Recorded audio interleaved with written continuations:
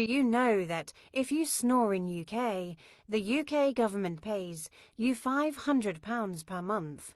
The Department of Work and Pen in the UK says people who snore could be entitled to a total of £172 in benefits payment per week from the Department of Work and Pension, and also an extra of £140 per month in additional personal independence payments. The reason the UK government will pay you is because snoring is counted as a serious health condition. Even though most people snore, and if it is linked to a serious health condition like sleep apnea, then it counts towards disability. This is because it affects your quality of life and tiredness throughout the day. Some of the symptoms of sleep apnea include snorting, gasping, choking noise while you sleep.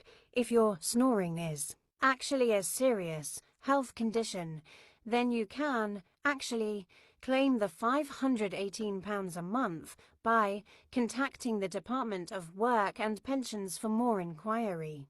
So, if you're in the UK and you are snoring while sleeping, this is your chance to look into your health.